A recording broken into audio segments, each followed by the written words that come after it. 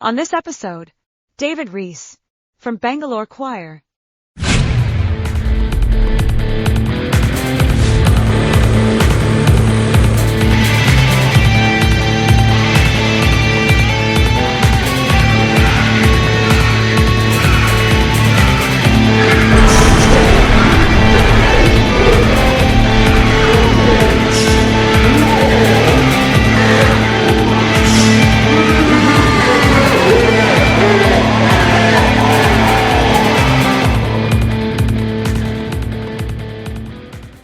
Thank you for joining us for this episode of Talking About Rock. I'm Rob Edwards.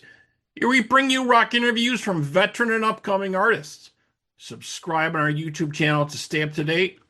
Follow us on our social media and our website, talkingaboutrock.com. Okay, today's guest was the former frontman for Accept before bringing together the hard rock outfit Bangalore Choir. And with their 92 debut album, On Target, they feature songs co-written by John Bon Jovi and Aldo Nova. Fast forward to 2025 and they're back. Bangalore Choir have released their second single, Driver's Seat, off the upcoming album, Rapid Fire Secession, On Target Part 2, coming out October 24th. Let's welcome David Reece from Bangalore Choir. David, how are you? Hello. Great. Hi, everybody. Thanks for having me, Robert. Yeah, I really appreciate it, man. So first up, let's talk about the first single you guys got out, Bullet Train. Recently hit number one on 97 Underground playlist there. And I just saw that it was like for 4 weeks that's been hitting there. 5 weeks now? Yeah. I mean, I was blown away. I mean, I can't thank them enough. And the fans, because apparently it's a lot of requests that make that happen as well. So, yeah. And then Driver's Seat is just been thrown into moderate, and it's climbing. So, yeah, can't say enough great stuff about it. I'm blown away. Yeah, definitely. So hope you keep the momentum going for the new single there, Driver's Seat. Tell us a little bit about putting this album together and what the current lineup looks like.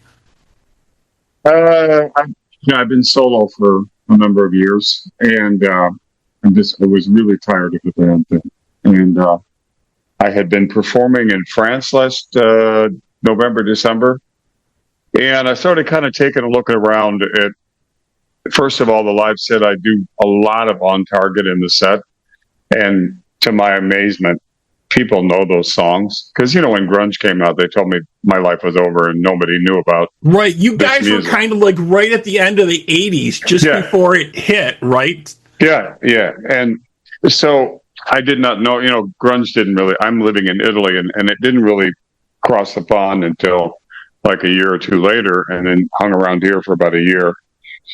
But I didn't know that the record was highly successful and all of that. So had I known, I would have gypsied it over here and couched it and played beer joints and coffee halls if I had to. Right, sure. You go with what you're told. But the thinking was, I was doing pretty well as a solo artist. I still do. But I saw, Mike Tramp's Songs of White Lion. I started seeing, the Foreigner thing. I was looking at branding. And I said, I could kick this up a notch and get better offers, festivals and venues with the brand name back.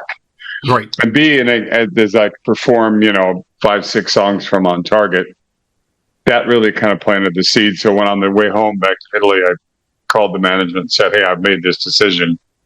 I'm going back to Bangalore Choir." And they were like, "Yes," because the booking agency were like, "Yes, branding is everything, as you know." So if you want me to proceed from there, I can tell you how this all came into fruition.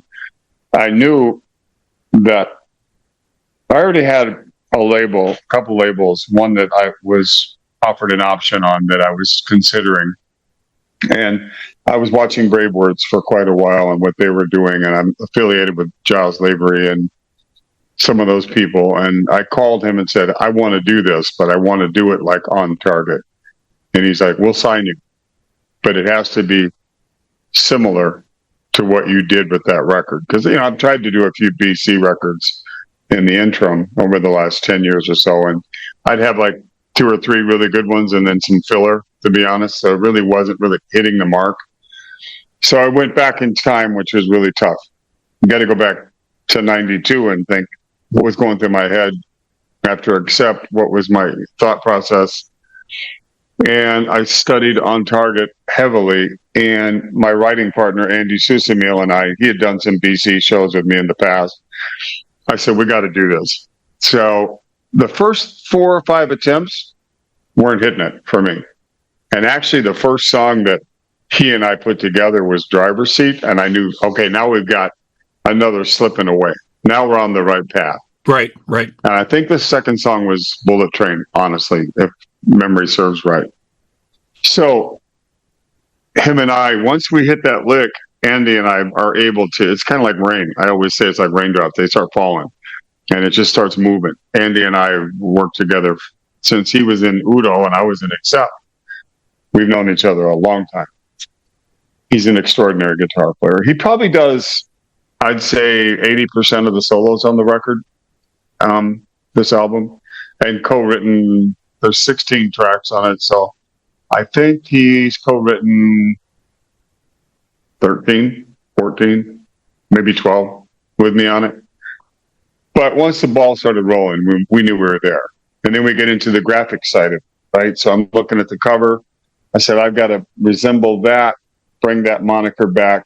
You know what I mean? Exactly. The branding, like you were saying earlier, branding is a total thing. You need to have that where you carry things over, like Triumph always carried their logo over in there, and they're, so everybody kind of knew what you were getting. Aerosmith, same type of thing, right? Yeah, branding is everything.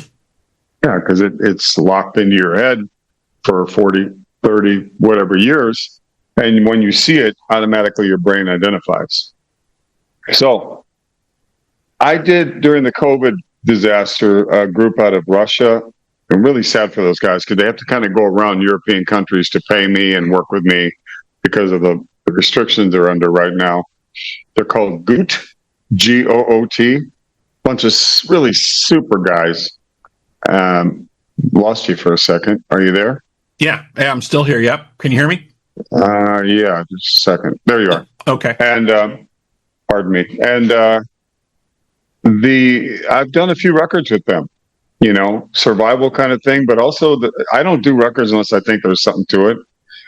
So I got to really know these guys, and the bass player, Simon, is a graphic designer. So they came to visit me early last summer, and I showed them the cover. I said, I've got to get back to this, Rosie the Riveter girl kind of thing.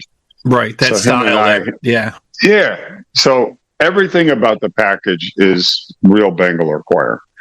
And he was real effective in grasping what was in my noodle visually for that, because it had to all fall into the same box. Yeah, definitely. Really like the new songs. And folks out there, you can check out the videos for Driver's Seat and Bullet Train. We got links for those videos on our website in the Hall of Video at talkingboutrock.com. Check those out. Just very, very cool. And you touched on it a little briefly there. You just recently signed with BraveWords. How has that experience been? Mike Brandfold over there taking care of you? More so than I ever imagined. I mean, and going back to the radio thing, for an artist to get #1 singles or top 10 singles and get other major radio stations to cover my material has been a challenge for me for 15 years. They'd play it once or twice and then it would kind of fade off. But I will say BraveWords really works their artists. And I was naive to all of the up-to-date text outreach, social media. Yeah. So Mike, chewed on me pretty hard about, hey man, your media platform sucks. Yeah, he knows his tools. He knows all the ins and outs of it for sure. And never quits. He's on me 24/7 about, we got to do this, we got to do that, with streaming, with different media outlets. And I've learned a lot because anybody over 40, we're kind of clueless with that stuff. And you see a lot of bands that nobody even knows who they are, but they've got 2 million followers. Right. And they're good bands, but they really know how to manipulate that audience. And that's where he's really good, and introducing me to people like you, Robert. So it's been nonstop, 2 months, this pre-media build up to the release of the album. So I'm really happy. Yeah, excellent, excellent. Yeah, it's so important nowadays. I mean, there's so many different platforms to get out there and advertise. But like you said, there's a lot of bands that people have never even heard of. They're pretty good, but they just don't have any push behind them. They don't have the right media partners, and that's what it's all about. Getting on playlists and getting these other stations involved. That's the game nowadays, right? Yeah, I mean, you don't have it hasn't really changed. The mantra. I mean, in the old days, it was payola. They were paying radio stations to break groups. And then the A&R days that I lived through, you always had the guy out there pushing radio. You had your radio guy at the label. Right. It's kind of the same, but one thing that's empowering is you're connected directly to these people like Brandvold, where they tell you what they think, and then you can offer your suggestion, and you can actually have more control over your destiny. Because the biggest... no is a complete sentence to me. And one thing back in the 80s and 90s, when you got signed, you didn't rock the boat. You just followed the leader. And a lot of the decision-making that went on in those cocaine-filled rooms and back offices were madness. I mean, like, what are you talking about? But I would say, yeah, okay, let's do it. But in my heart, I said, this is nuts. And I respect artists such as Tom Petty and people like that stood up against the machine and said, no, I'm not doing it. There were a few that did it. Axl Rose was one. They would always say, the guy comes in and throws himself on the floor and kicks his feet like a 2-year-old, but he always ends up, we always go, what can we do to make you happy, right? And when I started saying no, I was astonished at how people would come back and, okay, if they were really interested, how they would come back and say, okay, what will it do to make you happy? Where can we meet on this? Well, that's kind of that angers a guy, because you realize it's not that difficult. If you're not feeling right about it, just say no. I don't agree, because it's my music and it's my career, it's my life. So a person behind a desk can make decisions and call shots, really with that much interest in what you're doing. I mean, it's kind of like drive-through at McDonald's. You know what I mean? Yeah. Yeah, I totally understand what you're saying. And you're totally right. There were so many of those bands that were just, like you said, they got signed or they got put in a box of how they want to be presented. I always think of Heart as a total example for that. In the 80s, there was these big plush hairstyles and these clothing that they were wearing, because that's what was in fashion. That was, what the record company wanted them to present. That wasn't their style, and that's not what they wanted to do.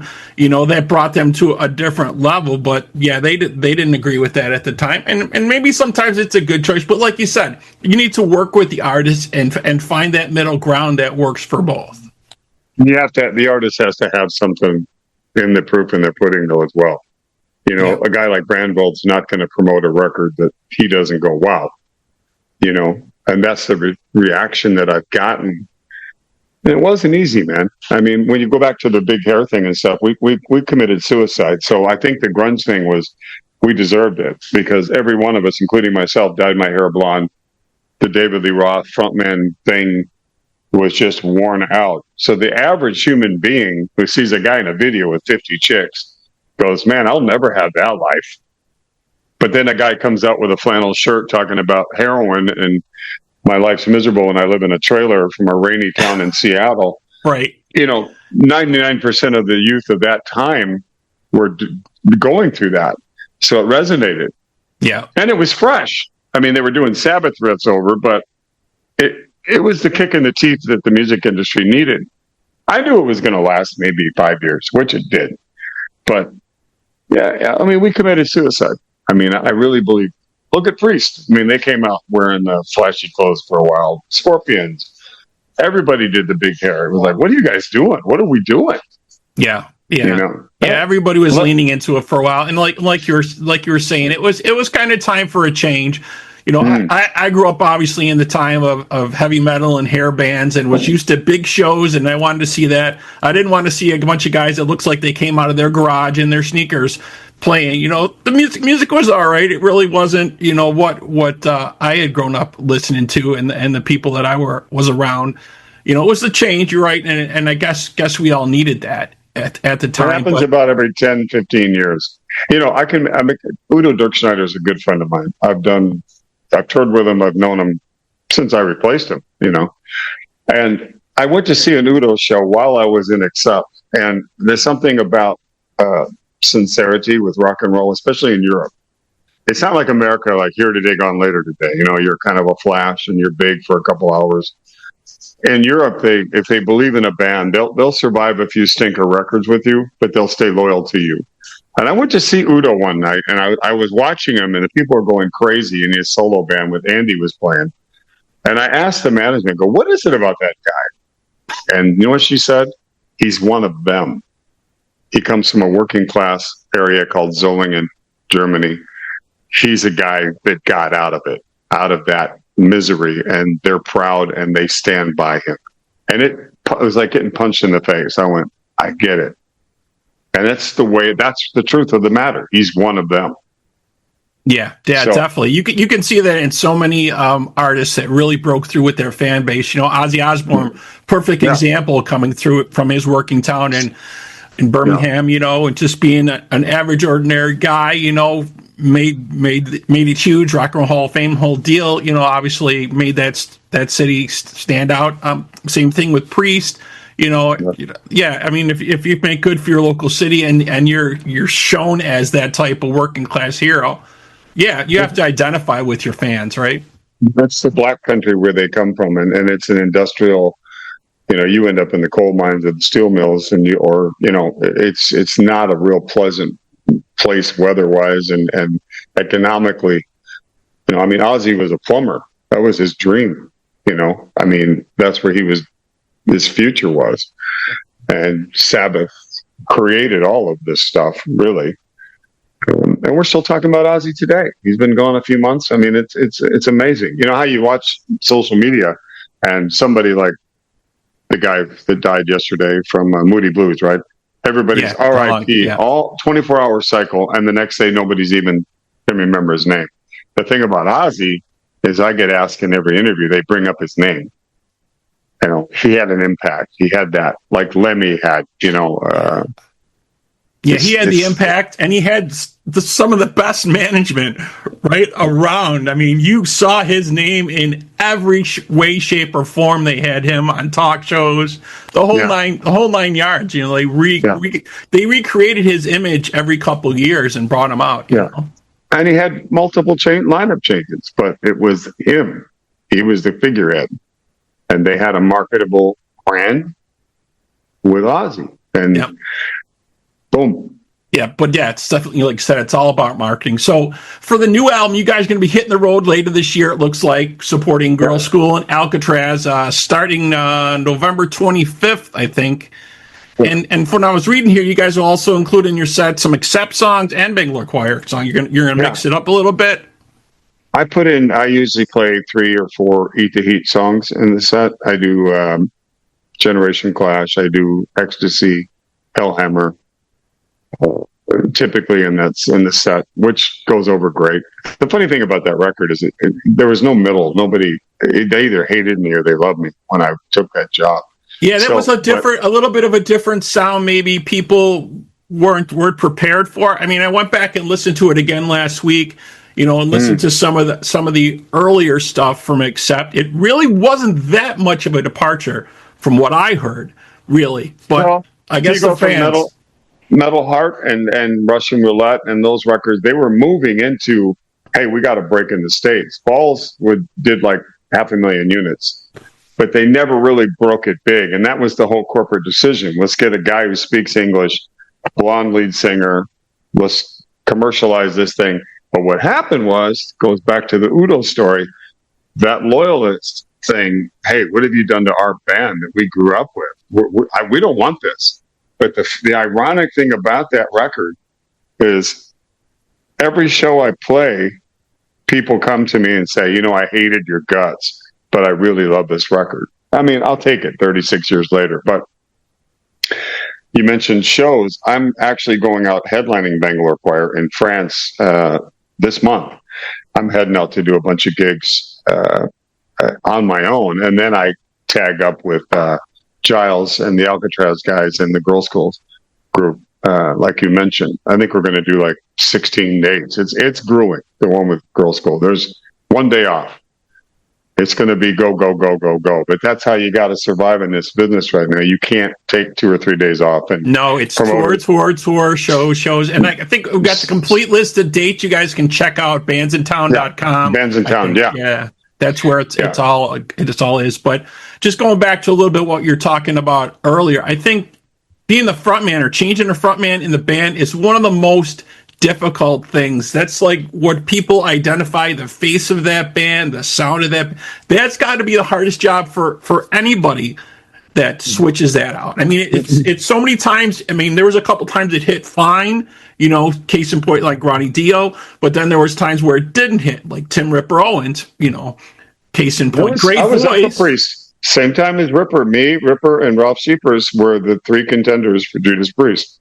I had gone to Tennessee, and I got a fax in those days from Jane Andrews, and I had done a couple of solo kind of things called Circle of Silence with Greg Chason from Badlands, because Bangalore and Badlands did a bunch of gigs together with Jakey and Ray and the guys, and they used to sit and watch us play, and we had a pretty good nights with those guys. That was towards the end of the Badlands era. They were coming to an end, but because of Ray's health, but that's how I got to know Greg. But that record got in the hands of the Priest guys, and me, Ripper, and Ralph were the guys they were talking to. And I'm glad Tim got it, because, I mean, he was in that tribute group, and he was nailing that stuff, and he still does. I mean, the guy's amazing. Yeah, just a tremendous voice. Tremendous voice. What he's doing with KK's Priest is really, really cool. I think it was just it was a super difficult time in music. That type of music wasn't selling very well. Tours weren't selling, and then to put a new frontman in the mix with this too, that's a super hard sell. Motley, Iron Maiden, Priest, Accept, all had face changes in their groups, and then comes the evolution of the new movement of rock and roll. But I will say, in Europe, the metal thing withstood that a lot better than it did in America or Canada and those markets. And South America was still pretty strong, because they didn't quite get Soundgarden. I mean, I absolutely loved Chris Cornell, amazing singer, and my family actually listens to all that stuff here, so I'm exposed to Linkin Park and those bands, Slipknot, all that stuff on a daily basis. That's another change, right? Linkin Park, the new singer for Linkin Park, right? And you know how many people? They did 80,000 people here a few months ago in Italy, outside. 80,000. My wife went because she's a huge fan, but she really likes the new singer. And my stepson and her went, and there were 80,000 people there. Yeah. Bingo. Yeah. It worked. Yeah, so sometimes it works. I mean, the next one, case in point, coming out, the new Rush Dummer, that's coming out for that, Annika Niles. So we'll see if she fits in. We know how in high regard everybody held Neil Peart in that band. So the beautiful thing about Geddy and Alex that I really love about that conversation is they actually asked Neil's family how they felt before they said, "Okay, we're going to do this," and they gave them the blessings. They said Neil would love you guys to keep playing. And the drummer that they've got, Jeff Beck would not hire slouches. That's what I was saying to people. They were asking me, "Who is this person?" I'm like, "She's playing with Jeff Beck, man." Yeah, I mean, that guy he would rather wrench his hot rods when he was around than play guitar. He was one of those guys who could pick up a guitar and just go do gigs and blow your mind. Yeah, but exactly. Let me tell you, you're not going to be a slouch and play with Jeff. Okay? Exactly. Well, what I was hearing, I guess.